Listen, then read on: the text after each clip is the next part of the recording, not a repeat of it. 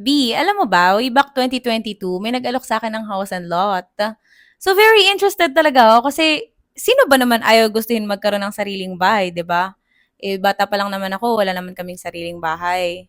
So, sabi ko, magkano yung total contract price? 2 million daw. And then, magkano yung magiging monthly and for how many years? Sabi sa akin, 12K for 30 years. Sabi ko, parang ang laki. Kasi kinompute ko siya eh. 12K, i-multiply mo siya sa 30 years, 4 million. So, dumable siya, di ba? Kasi ang thinking ko before, dapat yung total contract price, i-divide mo lang siya sa loan term mo. For example, 30 years. Pero mali pala. Hindi pala yun ganun. Kasi nakalimutan ko, may interest nga pala. Oo, may interest talaga ang housing loan. Actually, hindi lang naman sa housing loan may interest eh.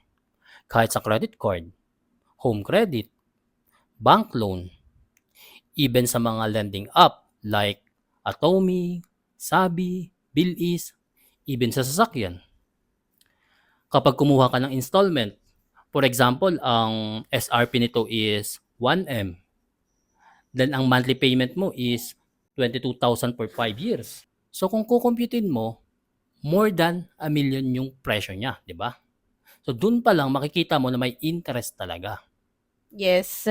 So, kaya nga maganda eh. Very grateful ako nung pinasok natin tong real estate. Nagkaroon ako ng knowledge. Yun, na-realize ko na, ayun, may interest nga pala. Even nga Shopee, di ba? May SPay later na. So, halimbawa, bumili ka ng item worth 300 pesos. Possible maging 400 pesos na yun. Kasi pwede mo siyang bayadan for 3 months, 6 months, and even 12 months pa nga eh, di ba? And ayun, na-realize ko talaga wala nga palang nagpapa-loan na walang interest. Siyempre business yan eh, kaya may interest talaga. Unless kung hihiram ka ng pera is sa family mo, relatives, or friends. Di ba? Yes, totoo yan. And alam mo ba, inisip ko before, what if mag-ipon na lang ako? So, yung 2 million na house and lot na yon, mag-ipon muna ako and then after how many years, saka ko bibilhin yung bahay. So, mali pala ako. Kasi after how many years, kulang na yung inipon ko. Kasi tumaas na yung value ng property. Oo, ganito kasi yan. Bakit nga ba tumataas ang value ng property habang tumatagal? Tatlo lang yan eh. Una, dahil sa law of supply and demand. Pagdating sa isang property, tumataas ang demand nito kapag yung location is nade-develop. So for example, itong SLEX TR4 na ongoing yung project. Kapag natapos yung project na yan, asahan mo na biglang magtataasan yung mga property malapit sa area na yan. Bakit? Simple lang. Kasi magiging accessible siya. And yung biyahe from Manila going to South is mapapabilis. Plus, madaming business establishment yung magkakaroon ng interest sa area na yon. So dahil sa development na nangyayari, maraming magkaka-interest na lumipat malapit sa SLEX TR4. Pangalawa, cost of construction. Hindi naman fix yung sahod ng mga gumagawa ng bahay eh.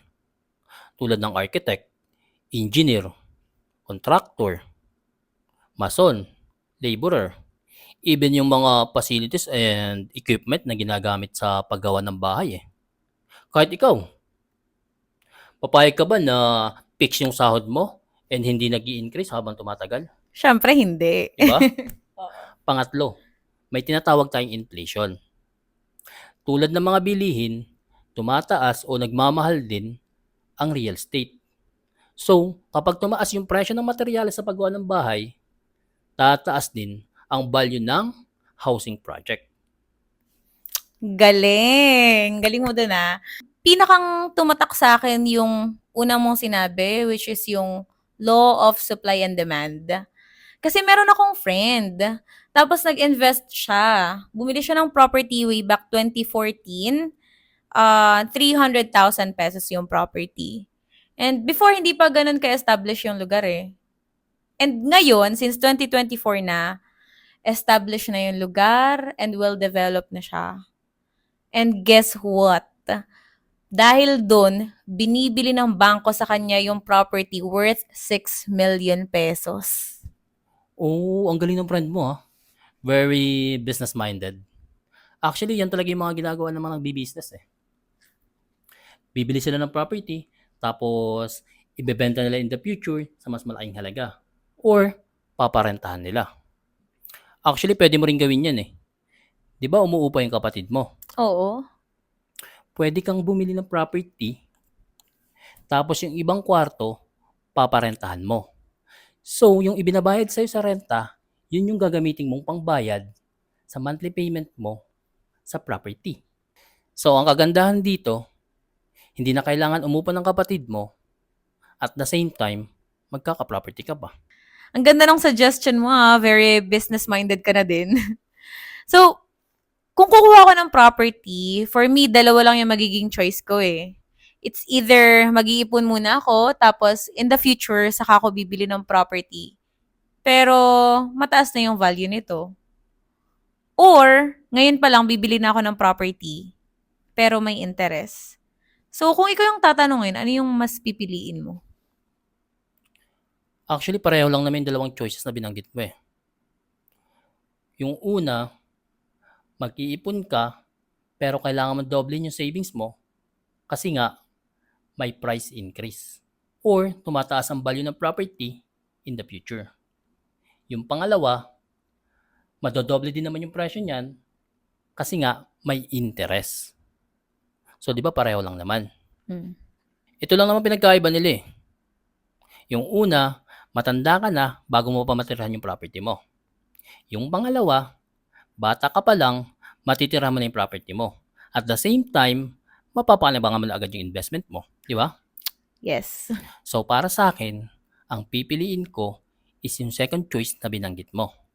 Which is yung ngayon pa lang, habang bata pa, at kaya ko na, kukuha na ako ng property. Ang galing. Gusto ko yung sagot mo. Parang ako, ganun din yung pipiliin ko. Di ba? Pero, nabanggit mo na habang bata ka pa, kung kaya mo na. Pero ano yun eh, kadalasan, yun yung mindset natin, no? Palagi nating sinasabi na, kung kaya ko na, kapag kaya ko na, kapag kaya mo na. Pero ang tanong, kailan mo kaya?